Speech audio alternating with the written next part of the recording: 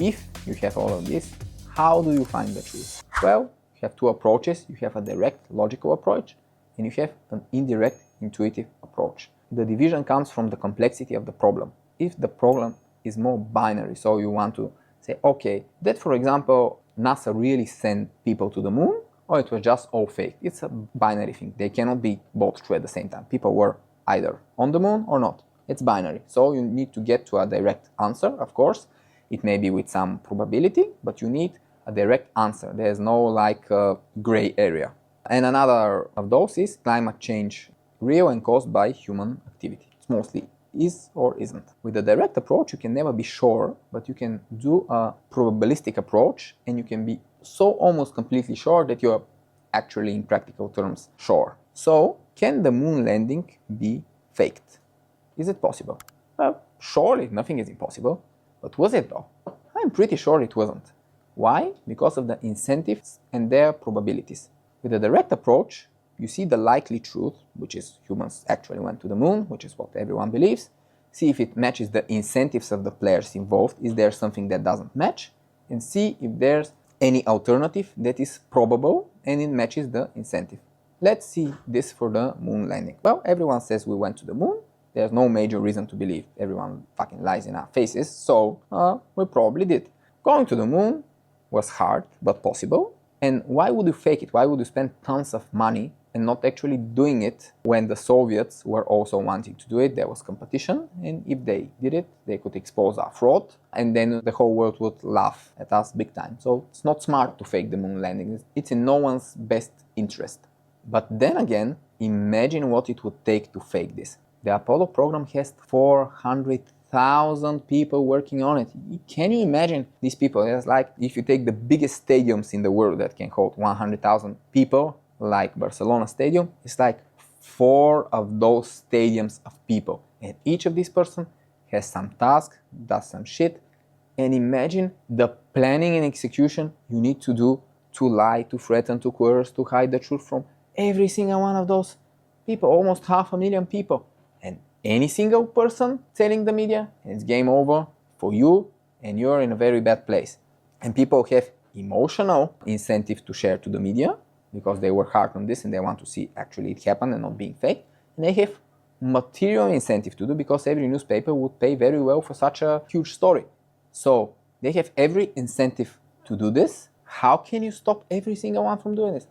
And people talk to each other, so if you fake it, the information that it's fake, super interesting gossip will immediately spread. How can you control this? It's impossible. So who in their right mind would even try to pull something so big and so difficult off? It's not impossible, it's just extremely improbable, like 1 in a billion, let's say, something like this. It's extremely improbable. You can just assume that it happened the way that we are told that it happened, that humans actually went to the moon. Climate change is extremely similar. Could all the thousands of scientists that agree that it's human and real, that it's human caused and real, be wrong or coerced or somehow in some giant conspiracy? Yeah, theoretically. The chances are just so slim that for all practical reasons, it's not. Climate change is real. The direct approach requires clear data, like understanding and seeing the incentives of the players and fewer players, and most important, data that cannot be tampered with, cannot be easily manipulated. So it works very good in exact science. And sometimes the direct approach is possible, it's technically always possible, but it's very impractical. It will take you years of digging for grains of verified truth in a very unfavorable environment with a lot of biased actors, with questionable incentives and bullshit, and you're not actually an expert, so you have no idea what is true and what not. So let's take everyone's favorite rabbit hole, COVID vaccines. I did not in any way prepare by reading a lot of extra about COVID vaccines, so I'll try to actually be in the shoes of an actual ordinary person. There's no special interest in COVID vaccines, just want to know the truth. You have pieces of verified information, and the good thing is that a few years passed, so now we kind of have a look at this and how it played out. We can do it with more intellectual trust and less tribally. So, I have limited information, just like you, and let's just see where this goes. Let's start with the basics. COVID, definitely weird virus. Some people have a very mild illness, some people have no illness, others die young for no apparent reason. A sizable death toll, apparently big problem, not as bad as the 1918 Spanish flu, but much worse than the usual flu. So definitely an incentive to create a working vaccine. Generally, vaccines are more good than bad. They have helped eradicate terrible diseases like smallpox, measles, polio, or nearly eradicate. And of course, nothing is perfect. Like many things in medicine, vaccines are made largely by trial and error. Biology is so insanely complicated that almost all of the medicine, I mean like drugs and stuff, it works by just testing it in a lab on cells, then in mice, then in humans, bigger and bigger studies until we have something that works most of the time. Of course, it can have side effects, it can have downsides, but it's just experimental. Medicine is largely experimental. We don't exactly know how many of the super popular drugs work. For example, with cancer drugs, we don't know how a lot of them actually work. We just test them and they work more often than they not work. That's how it works. So vaccines are also quite experimental because the immune system with which they interact is so complex. It's an extremely complex system in the human body, and we don't exactly know how everything works. Actually, there are a lot of blank spaces in our knowledge about the immune system. That's why, for example, it's very hard to treat allergies, because allergies which are misfirings of the immune system, we actually have no exact science of how they work and how to counter them. Vaccines are experimental, and there have been cases, unfortunately, in history where vaccines that were either ineffective or with dangerous side effects. They were spotted during trials, but they were still released into the market because of the greed of pharmaceutical companies. Despite vaccines being a great boost to human health, there were cases when pharmaceutical companies, driven by greed, release on the market vaccines with known problems, which end up being administered on millions of people. Then there's a big scandal and it's being withdrawn. There are a lot of those cases. Of course, again, I stress that vaccines have saved much more lives and well-being than they have taken away. This is easy to prove by historical data, and it's not comparable. It's a big difference. But COVID was a bit different than most diseases. First, COVID was a very new virus that we didn't have enough scientific data about, even in the age of modern genetics. There was a lot of urgency, which meant that the vaccine had to be developed fast, and there was no data on how the virus will evolve and mutate, which is very critical for the vaccines to keep them effective.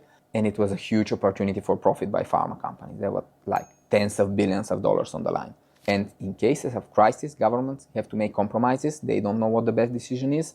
They make mistakes. For example, FDR, Roosevelt, largely positive president in America, made in the Second World War, very stupid decision to get all Japanese living in the United States and put them into internment camps. Extremely stupid decision. They were just ordinary people. They did it out of fear that there would be spies or sabotage or something. But it was just a very stupid decision by an otherwise very good president who did a lot of great things.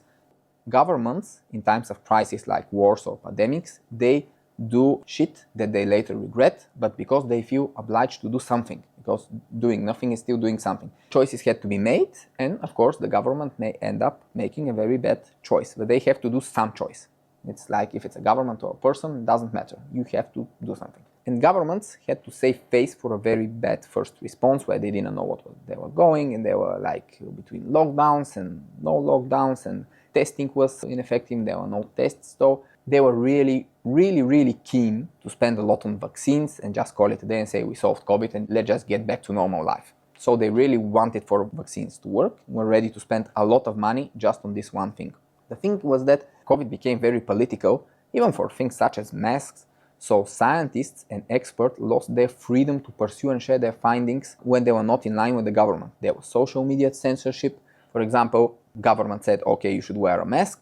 And then there comes a scientist who makes a small study. Of course, it's not guaranteed to be true, but says, okay, masks are ineffective against COVID. I made a study. Of course, it may be wrong, like all science, but I did my best, and I really think masks are useless. And if they try to publish this anywhere, they will be censored because it was not in the line of the government. And of course, this is kind of understandable, but also kind of sad because a lot of good information was not shared. And a lot of scientists really lost their desire to do any COVID science because they knew that what they didn't find was not liked by the government. They will get no recognition and may even get problems.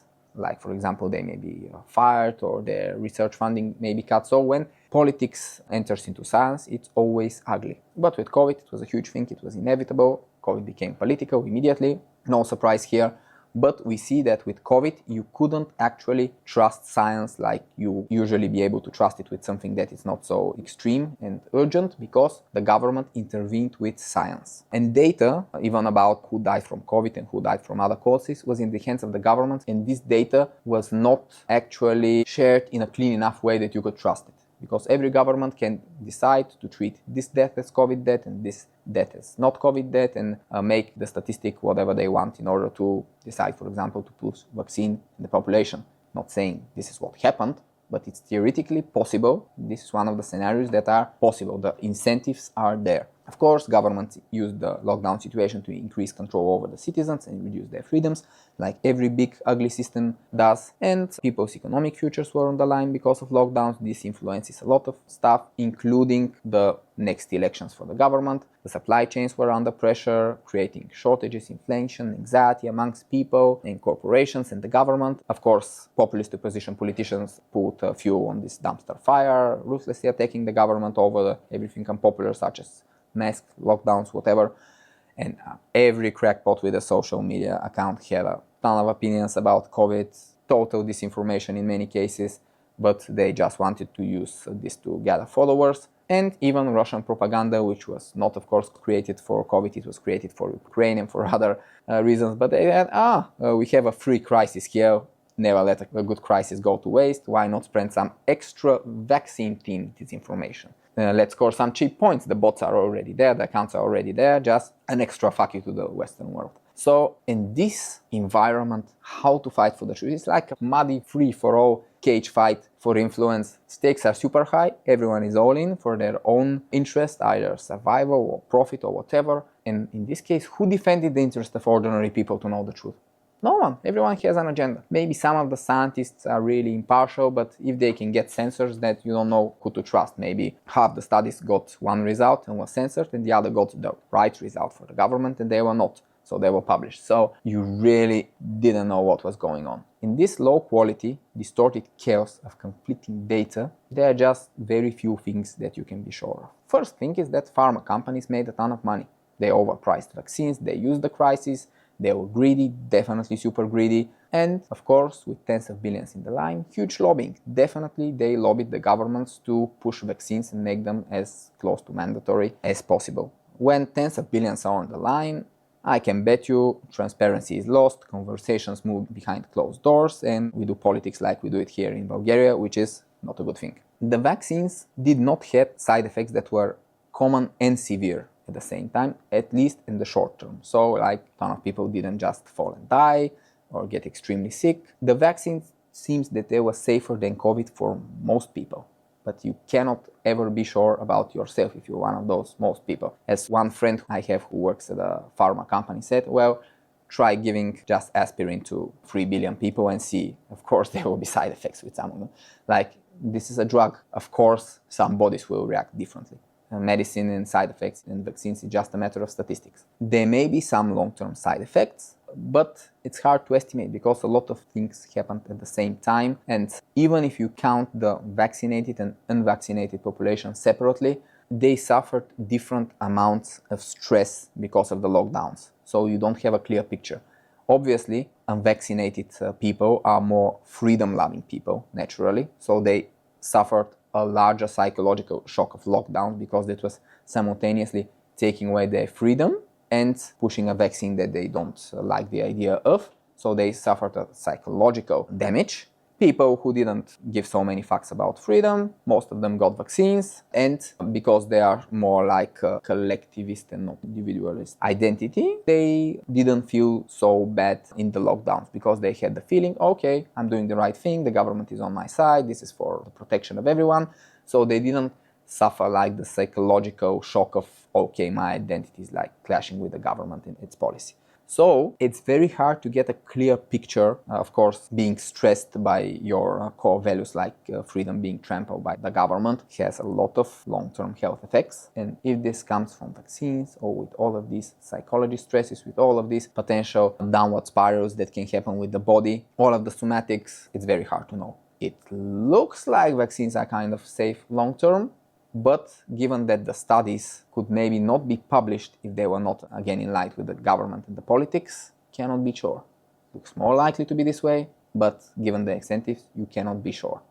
Disclaimer, I'm not vaccinated because when the vaccines come, I already had COVID twice because of not really isolating myself a lot during COVID. So yeah, I'm not vaccinated. It was not really a choice for me. When you had COVID twice and you had a very mild illness, it doesn't make sense to get vaccinated. So for me, it was not any huge personal choice, but for many people, it was, especially more elderly and vulnerable people. And the vaccines were not as effective as promised. We heard so much about the herd immunity thing, then it turned out that the vaccine probably helps you get a mild illness, so it can prevent deaths, but you can still spread the disease, so there was no herd immunity thing. A lot of people were extremely disappointed that they were promised herd immunity and then everyone got vaccinated and there was no herd immunity thing because the virus was still spreading like crazy.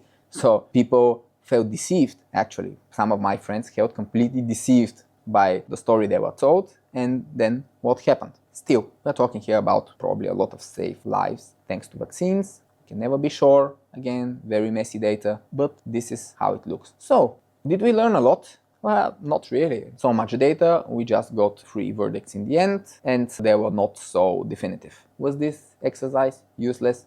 No, it's not, because only in these messy situations you can really try to develop your intellectual trust. If it's black and white like the moon landing, you're not getting the appropriate training. But here, like COVID, bad information, twisted incentives, here is where you learn to trust your intellectual trust. Here is where you learn to develop your intuition about where the trust lies on some spectrum. For example, for the vaccines, safe versus unsafe. And here it's definitely worth it. It's not about the end goal. It's not about what did I learn about COVID and vaccines? Well, nothing. I still don't exactly know what went on. But was it worth it? Yes, because it was a great exercise how to search for the truth in a very messy, very polluted environment. And this is definitely worth it. So what? We got an overpriced vaccine, produced fast, kind of work, make pharma companies rich, was used by the government to increase control over the population by rules and certificates, and bitterly divided society. Is it good or bad? Probably a bit more good than bad, but no one can really know. And it's an okay answer to not know, but you should always try. That's the point. Always try. So the indirect approach doesn't really get you anywhere, but it's still very valuable because you learn mid-process that it's a polluted environment, that there's not good data, but you learn how to do it. And you learn that not everything is black and white. COVID didn't go away, but also we didn't all die from vaccines. Okay, middle ground. And it's okay to not be tribal about such things, and it's actually better to not be tribal because people went extremely tribal on this one, while the truth is likely somewhere in the middle. So we didn't get the exact truth. We lack good data, everything leads to great areas. Still, this process is extremely valuable to train our intellectual trust. And this is also valuable to know who to trust, because every one of your friends, your relatives, people online on social media who bails out and is extremely tribal on something such as COVID vaccines, you see that this person is much more tribal than they have a feel for nuance. And when people have lost the appreciation for nuance, you should not trust them intellectually, ideally about any subject. You should find better sources, because these people, they are lost on the nuance and they don't value the truth, and they will end somewhere in the bullshit camps. More often than not, of course. And we learn more about complex systems. We learn that complex systems may surprise us. Australia, developed country, all about human rights. Suddenly the harshest lockdowns in the world, maybe after China. And many facades fall, high-stake times, crisis. So along with the biased data, you get very fresh perspectives. You see, oh, Australia was not what it seemed to be. They can be ugly. So often not pretty, but very valuable data points. We train ourselves to be patient, not arrive at premature conclusions, not fall into the trap of tribal emotions. I dislike the greedy pharma companies as much as anyone. If I could just destroy some of them, I would really consider destroying the company, not the people in it, of course. It's not their fault, but if I could just snap a finger and a pharma company disappears, I would think about it. Like, I dislike the pharma companies, definitely. Of course, they are the best that we have in the current situation, but were they evil when they were knowingly created the US opioid crisis? Probably not. They were greedy, yes. Evil? Probably not. Again, no clear answer, but my feeling is that there was not pure evil with the COVID vaccines. And of course, if you believe the vaccines contain microchips, remember the moon landing? Imagine what it would take to pull this off. And please, just come on. Not even Bill Gates can do it. The COVID pandemic was a very human experience that showed the best and the worst of what we are capable of. And even if we don't know what happened exactly, having some intuition, some feel about the truth may help us in future similar situations. And it's worth, even though we didn't get clear answers like with the moon landing or with climate change, it's worth trying to get something. Of course, like don't go down rabbit holes and waste your whole life searching for grains of truth in polluted data, but you already have some data. You're talking to people, you read media stuff, and you have data points. Try to lay them on a framework that helps.